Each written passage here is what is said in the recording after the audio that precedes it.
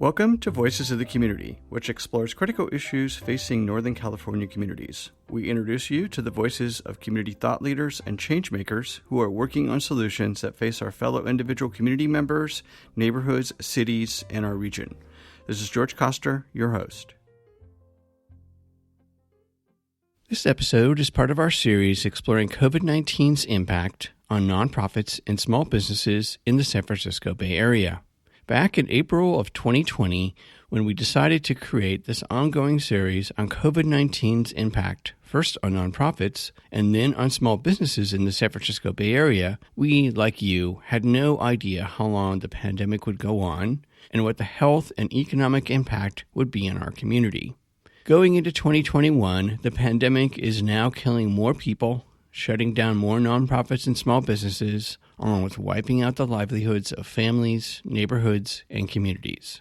We will continue to shine a spotlight on the nonprofits and small businesses that make up the fabric of our community, along with the founders and staff who are struggling to deal with the impact of the COVID-19 pandemic on their operations, services, and sustainability until we can all get to the other side of the pandemic. Along the way, we will also share with you all the amazing solutions that our nonprofits, small businesses, foundations, and government leaders are working on to help us all get to the other side of the pandemic and come together to rebuild our communities with more economic, social, and environmental equality. We've seen a lot of success, actually, because it's offered the students the opportunity to really be working on different aspects of not just audio engineering, but how to talk about the experience of COVID and the experience of being isolated from their peers, of not being able to go into a school environment and really have that classroom time. Instead, they're doing it all virtually. And it's been really incredible to watch those communications happen and watch these new partnerships happen with students. In this episode, we feature the voices of Managing Director Elena Botkin-Levy and the Director of Education, Leah King, of Women's Audio Mission.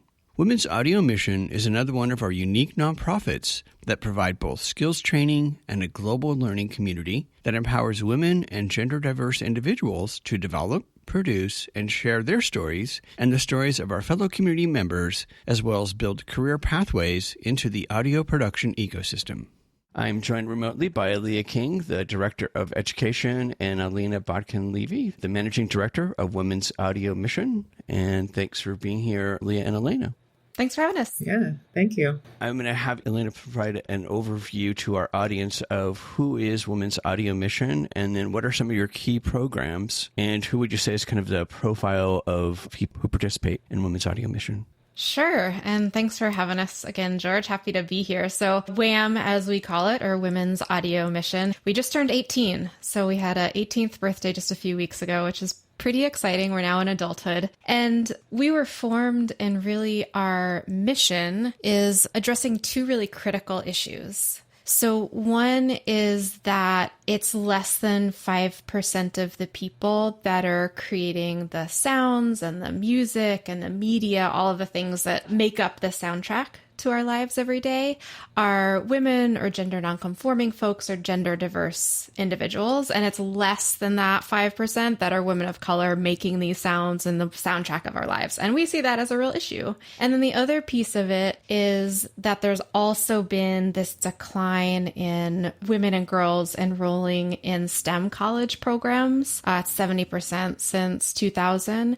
And so the combination of those two issues for us is why we exist and why we've been doing this for 18 years. So that's kind of the bigger context of why we do this work. And specifically, we do that through a bunch of different programs. So our studio, which is in San Francisco, is the only one in the world that is built and run by women and gender nonconforming, gender diverse individuals, which is pretty fantastic. It's a beautiful, sparkly studio, and we hope you get to come visit someday. So that's the foundation of a lot of the work that we do, both in terms of classes and training, and then also having our engineers in the studio have clients come in all the time to record sessions.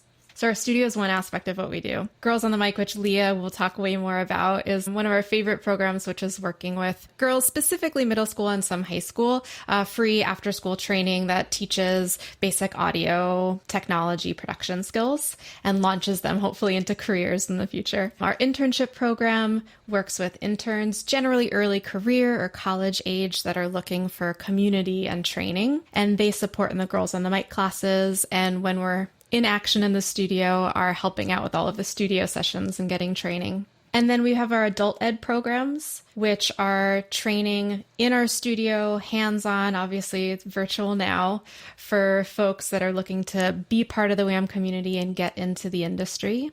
And connected to that is our WAMCon conference series, which connects with industry professionals and folks from now around the globe in a series of conferences every year. And I've got more info about that coming up. And lastly, we have our Local Sirens concert series, which is a free quarterly concert series that we offer San Francisco based at places like the Rickshaw Stop or Piano Fight or in Oakland at Band Camp.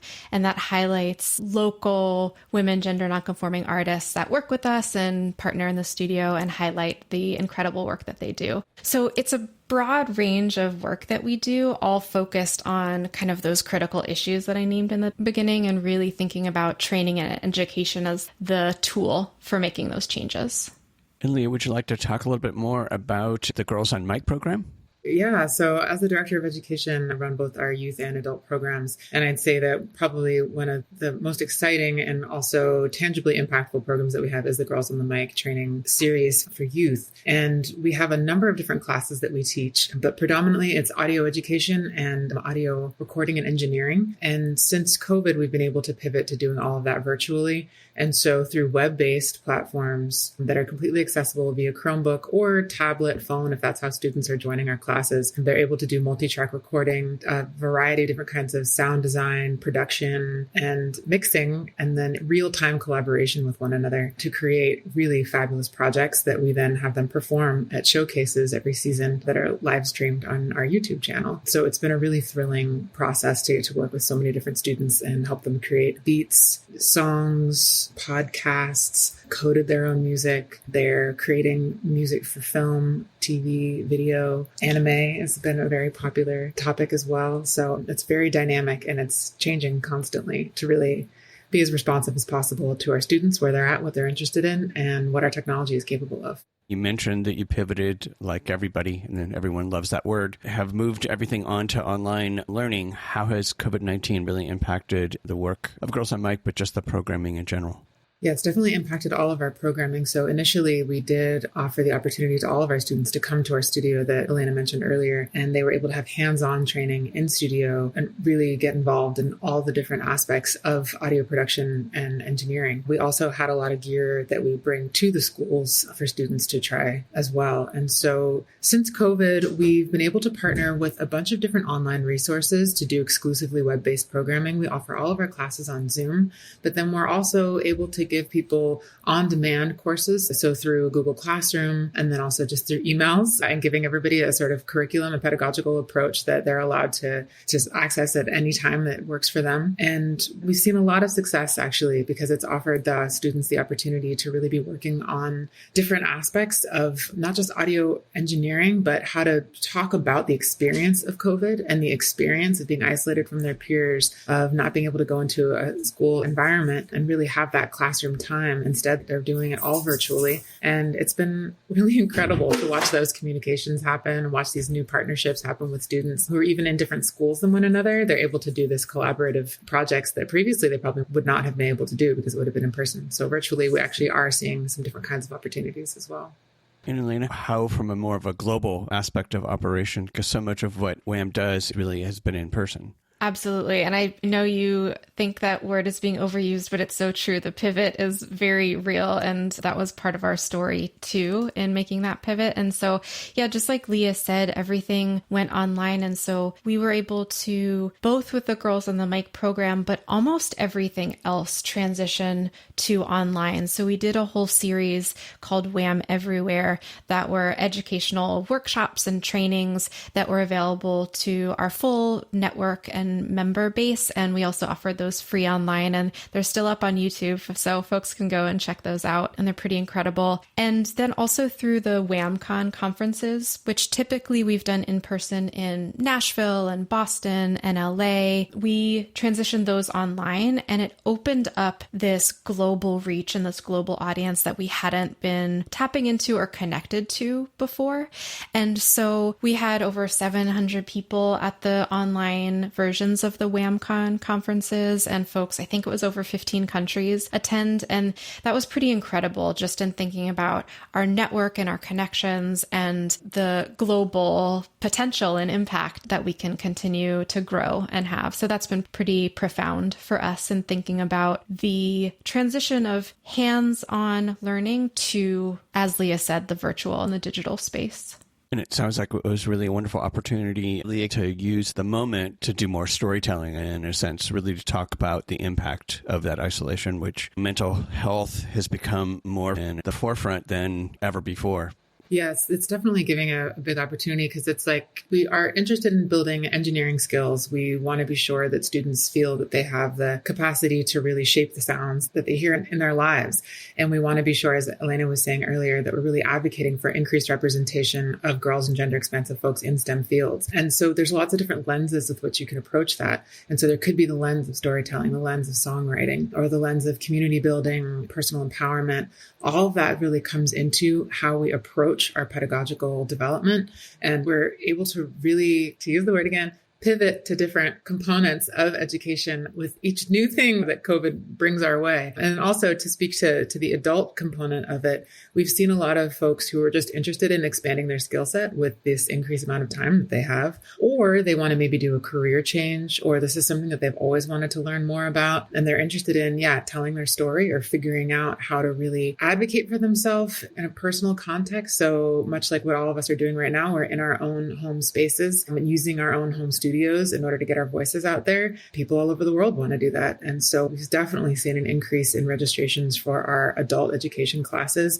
People want to know, how do you set up a mic? How do you plug that in? How do you make your work happen? But then we also have more advanced technological classes like post-production sound and audio editing, and what we call our level 2 classes for recording techniques and microphone placement, things like that. So people can really get a lot farther and a lot deeper into different components of audio that they might want to be exploring. I would like to turn to one of my favorite questions that we've been doing through the series, which is to have each of you share perhaps one of your favorite stories of working at WAM, and then your thoughts on the impact that WAM's having on young women in our community and their families. So, Elena, would you like to go first? And we'll go back to Leah. I was going to say, Leah, do you want to start? Well, sure. Yeah. I mean, we do love to talk about our young folks. So I think something that's really interesting with one of the potentials, one of the positive outcomes of virtual learning is that we're finding new accessibility points for different styles of learners. So some of our shyest students have really thrived in this environment. So, for example, we have a student who was sort of, I guess, out in the real world, in the non-virtual learning, as known as a very shy person, apparently. But in our Girls on the Mic program, she comes to every class. She shows up early. She stays as late as she possibly can. And she's volunteered to host every single one of our showcase events, including one that we have coming up pretty soon. And she wants to introduce her classmates. She wants to talk about her program. She's ready to tell jokes. She's ready to collaborate. She wants to maybe sing at some point. And we had a parent and guardian info night. And we actually had no idea that she's a shy person until her mother came to our parent guardian info night and said she didn't know exactly what was happening in class. She could just hear all the giggling and the laughing and the noises coming out of her daughter's bedroom. And it was super helpful for her to get to know us, to get to know the class, because she couldn't believe that her daughter was seen as not shy in our program. And it's given her a whole new approach to learning and to interacting with other students beyond just the fact that she's creating new sounds and new projects and learning about engineering. It's also really helping her thrive as a student. So that was, I think, really moving for us to learn about. And because making that 5% number higher, it's not just about giving people the opportunity to have these careers. It's hoping that they stay in these jobs, and it's helping to educate the community to encourage young women and gender expansive people to apply for those jobs, see themselves as potentially keeping those jobs, and then really change the entire perspective of how we think about audio education and STEM and engineering careers in general. So if someone can feel encouraged and supported and enlivened by what happens in our classrooms, we know that that's just going to have reverberations throughout the rest of her life, and also for people who look like her. So that's really what we're going for.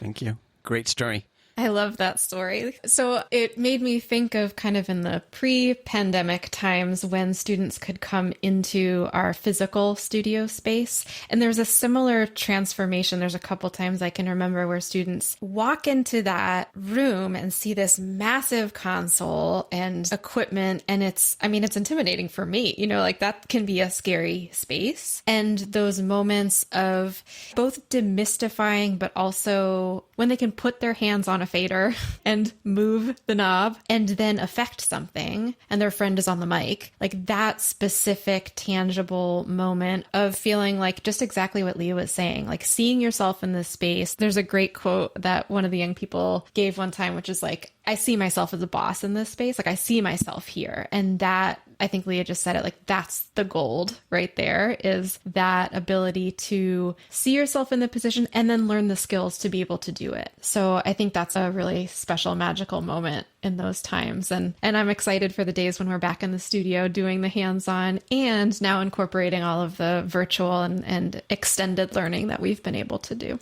What comes through both stories really is agency, just the whole sense of agency. Absolutely. Elena, how can folks who are listening to the show support Women's Audio Mission? Do you have a COVID-19 special project that you're working or a fund? And what do you have in the way of programming coming this summer? I got a whole list for you. So first of all, I want to make sure not to forget our studio is open and available for bookings. So for anybody in the San Francisco Bay Area that is looking for a studio to do recording, that might be voiceover work or podcast or your band. Certainly we've got all kinds of COVID protocols, but our engineers are incredible. So book some studio time, which you can do from the website. So definitely encourage folks to check that out. WHAM is a nonprofit. We depend on donations. And so anyone that wants to support the work that we've been talking about and the Girls on the Mic program and WHAMcons, we are very appreciative of any support that you can offer. So you can donate on our website, which is womensaudiomission.org. All one word. And then a couple things to shout out that are coming up. The WHAMcon, which is our recording arts conferences. We have just as of today put out a date for April. So April 24th is going to be our first WHAMcon of this year. And it's going to be focused on Nashville producers. So some pretty incredible folks on the lineup so far. Gina Johnson, the artist Cam, Leslie Richter. So folks should definitely check that out. The tickets are going on sale next week. And then I'm going to toss to Leah to talk about the Girls on the Mic program and how to get involved with that and adult ed classes too. Yeah, so right now we're deep in the thick of our spring programming. We actually have a showcase that will be coming up on May 21st. We'll be doing our Girls on the Mic Spring Showcase, which will be live streamed on our Women's Audio Mission YouTube channel. I think it's just youtube.com/Women's Audio Mission TV. You can also navigate to our YouTube page through our website. And then all summer long, we'll be offering Girls on the Mic programming. You can also find out about how to sign up for those programs on our website or on our Instagram, one word, Girls on the Mic. We also have a Women's Audio Mission Instagram, which is also one word, Women's Audio Mission. Any student, we do specifically reach out to girls and gender expansive young folks who are based in the San Francisco Bay Area. And if you're interested in us providing classes to students who are outside that demographic, definitely just get in touch. Let us know. I'm sure we could try to figure something out for you. And then for our adult education classes, we'll be offering both beginning and intermediate electronic music production this summer. And then we also will be doing our level 2 audio production and engineering courses. And then by the fall, we will go back to our regular adult education schedule, which is our level 1, and then again, level 2 courses, which is all about figuring out how to really get involved in studio work. So all of that will be on our website and on our Instagram. Definitely feel free to reach out to us if you have any questions or want to learn more.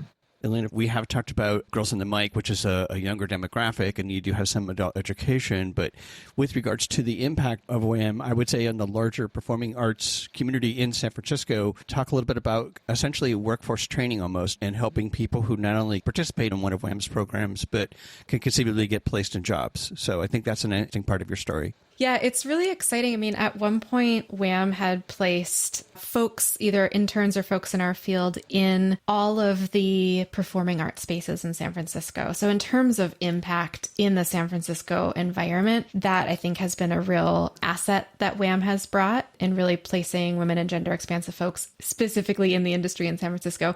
And then beyond that too, we've placed folks all over from Pixar to National Geographic to big name artists like Andra Day, et cetera.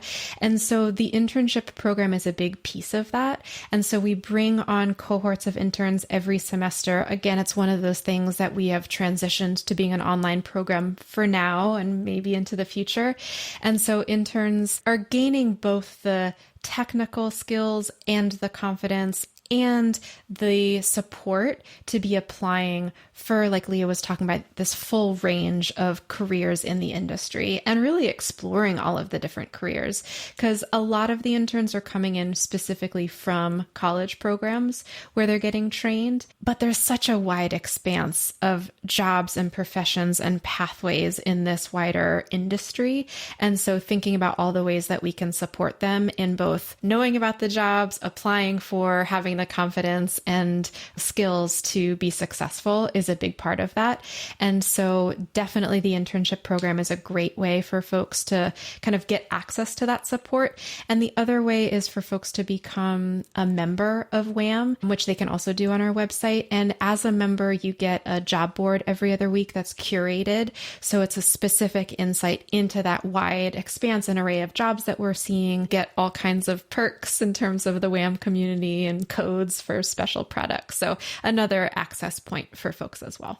So if I was an employer and listening to the story today, how would I get engaged in offering up or creating an internship program with WHAM? Ooh, great question. So reach out is the first thing, and let's have a conversation. So certainly if you're looking to hire folks in your company or organization, et cetera, reach out to us. And we have both our current interns and a wide list of alumni who've been through our program. And we almost certainly can find you a really great fit for that position. And in terms of the WHAMCon events and the wider WHAM network, that's what we want to do, is get people jobs. And so let's have a conversation. So reach out. Chanel Ignan is our intern program manager and supporting all of the interns and thinking about those partnerships with companies. So we want to have those conversations. And then, Leah, back to you. A quick question within Girls on Mic, is that tied in at all to San Francisco Unified School District? So conceivably someone could get dual credit, if you will, or get high school credit for participating in a WHAM program? Well, we have a lot of different kinds of partnerships with SFU right now. We're working both with after school programs and then in school as well. So it kind of depends on what the partnership is looking like. But we do as much post-secondary readiness education as we possibly can and do career readiness as well. So yeah, I think it kind of depends on which program we're working with and which school. So if you are in SFUSD, we do offer free programs to all students in SFUSD. And same thing, get in touch and we can design a program for you or have your students come and join our public programs that are on offer year round.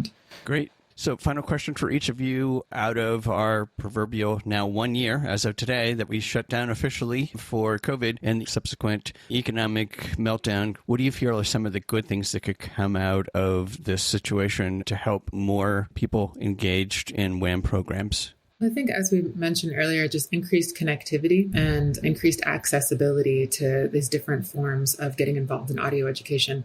We have audio production modules in our pockets at all times these days. Cell phones can do more than you ever would have dreamed, and that we can use that as your starting point. And from there, we can help you figure out how to record, mix, and master an album. I mean, there's just so many different opportunities, and we can do a lot of this virtually. So I think that, necessity is the mother of invention. I mean, there's so many different ways that we can get involved now, and WHAM is here to help people really take their production, their engineering to the next level, whatever that looks like for you. And so we are offering a variety of programs that are changing constantly to be as responsive as possible to where folks are at and what folks want to learn. And I think that there's a lot of opportunity here. And a lot of our programs will continue to be a hybrid model. When we do have the capacity to go back into the studio, we will definitely be welcoming people back in for classes and programs and events and concerts and all the things that involve us breathing all over each other. But then we will also continue to have virtual programs as well to continue to reach out to people that we've been working with both nationally and internationally. It's really opened a lot of doors. It's been pretty awesome to see how many people are involved in our programs internationally. I'm a part of quite a number of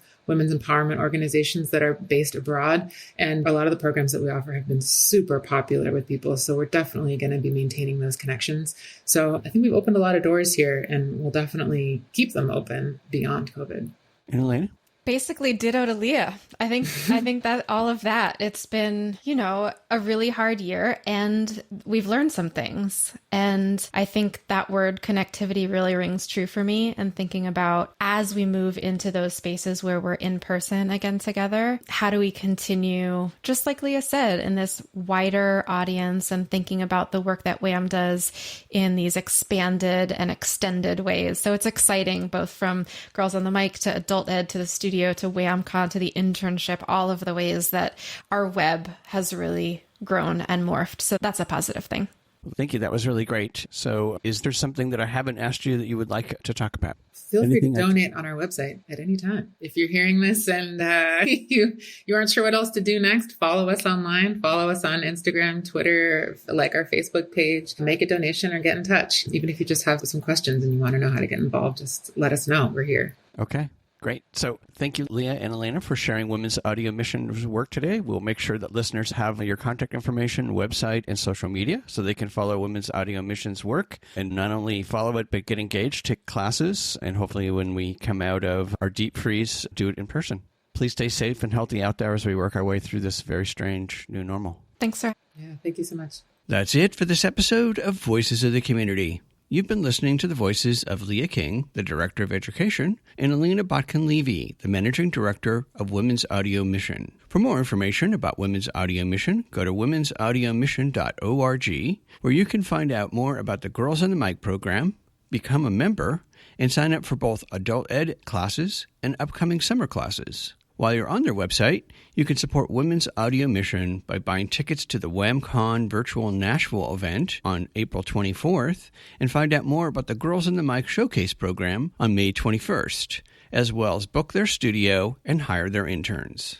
In addition to the wonderful work of Women's Audio Mission, please listen to our interview with Adriana of the San Francisco Girls Chorus and how they teach young women to become wonderful musicians through their extensive music education program in episode 30, and our interview with Julie of the Community Music Center and how they train, cultivate, and celebrate music with children and young adults in episode 44.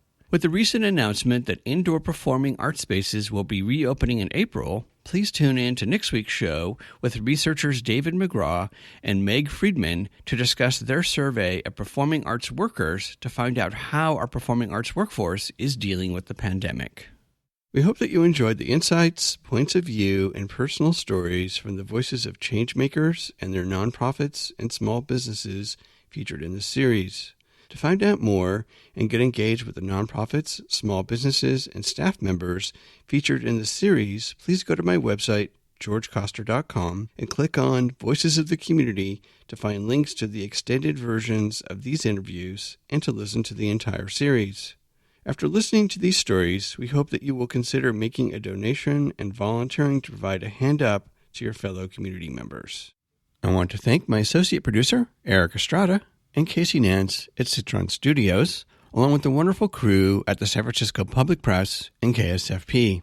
Voices of the Community is a member of Intersection for the Arts, which allows us to offer you a tax deduction for your contributions. Please go to georgecoster.com and click on the donate link to make a donation to help us provide future shows just like this one. While you're on our website, you can enjoy our archived past shows, which feature community voices working on solutions to critical issues facing Northern California communities. And you can sign up for our newsletter to find out more about future shows, as well as shows and events from the organizations that are included in our episodes. Take us along on your next COVID walk by subscribing to Voices of the Community on Apple Podcast, Spotify, and Google Podcast, or wherever you get your podcast. You can follow us on Twitter at George Coster And we'd love to hear from you with feedback and show ideas, so send us an email to george@georgecoster.com. I'm George Coster in San Francisco, and thank you for listening.